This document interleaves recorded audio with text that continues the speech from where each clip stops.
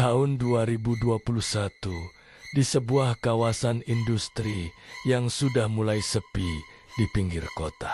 Berdiri gudang tua bekas perusahaan distribusi, bangunannya besar, catnya mulai mengelupas, dan sebagian lampu luar sudah mati sejak lama. Orang sekitar menyebutnya gudang Blok C. Bukan karena angker, tapi karena tidak ada penjaga yang bertahan lama di sana. Rudy tidak tahu cerita itu ketika pertama kali diterima kerja sebagai penjaga malam. Ia hanya butuh pekerjaan. Shift kerjanya dimulai pukul 19 sampai 07.00 pagi. Tugasnya sederhana, patroli tiap 2 jam, dan memastikan tidak ada pencuri masuk. Malam pertama terasa biasa saja. Suara jangkrik, angin lewat selaseng, dan sesekali truk lewat di jalan utama. Rudy bahkan sempat menonton video di ponsel untuk mengusir bosan. Sampai jam 1:47, lampu gudang bagian belakang tiba-tiba menyala sendiri. Padahal menurut kepala keamanan, listrik area itu sudah diputus karena tidak dipakai. Rudy mengira ada teknisi atau mungkin korsleting. Ia mengambil senter dan berjalan masuk.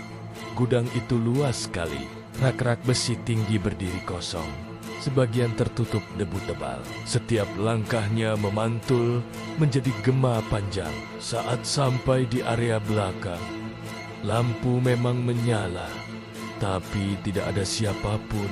Ia hendak mematikan saklar ketika mendengar suara klik, seperti mesin dinyalakan. Rudy menoleh. Forklift tua di sudut ruangan bergerak maju pelan. Tidak cepat, tidak liar, hanya berjalan lurus beberapa meter. Rudy membeku. Ia yakin tidak ada orang di sana. Mesin itu lalu berhenti sendiri. Lampu gudang langsung mati bersamaan. Gelap total. Rudy buru-buru keluar sambil menenangkan diri.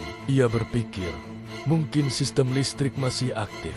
Ia memilih duduk di pos jaga dan tidak menceritakan apapun. Namun, tepat pukul 2, HT di mejanya berbunyi, kes. Suara statis panjang. Lalu terdengar napas berat. Bukan suara radio biasa. Lebih seperti seseorang berdiri sangat dekat dengan mikrofon. Pak, geser dulu. Rudy langsung meraih HT. Siapa ini? Tidak ada jawaban. Hanya suara mesin berat, seperti roda besi diseret. Besok paginya, ia bertanya pada petugas lama yang kebetulan datang mengambil barang. Wajah pria itu langsung berubah. Kamu dengar jam 2? Rudy mengangguk. Pria itu lalu bercerita, 3 tahun sebelumnya, seorang operator forklift meninggal tertimpa muatan saat shift malam. Katanya, kecelakaan terjadi tepat pukul 2 dini hari. Sejak itu, penjaga sering melihat forklift bergerak sendiri. Rudy mulai tidak nyaman, tapi tetap bekerja. Ia butuh uang. Malam ketiga menjadi titik perubahan. Hujan turun deras. Sekitar jam 1:55. Seluruh area tiba-tiba sangat sunyi. Tidak ada suara hujan di atap, tidak ada angin, seolah suara dunia dimatikan.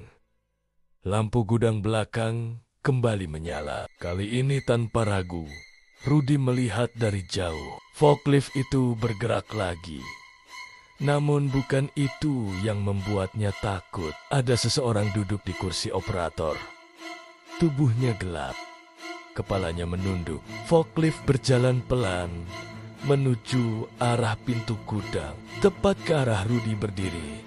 Langkah Rudy mundur perlahan. HT di tangannya berbunyi lagi. Suara yang sama. Kali ini jelas. Mas, jangan berdiri di situ. Rudy refleks bergeser ke samping.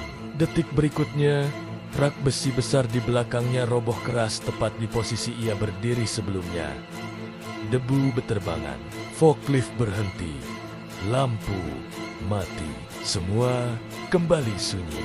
Sejak malam itu, Rudy sadar sesuatu di gudang itu bukan sekadar menakuti. Seolah masih bekerja, masih menjaga. Malam terakhir sebelum ia resign, pukul 2 tepat, HT berbunyi sekali lagi. Suara pelan berkata, "Shift saya sudah selesai." Setelah itu, forklift tidak pernah bergerak lagi. Gudang tersebut akhirnya ditutup permanen beberapa bulan kemudian.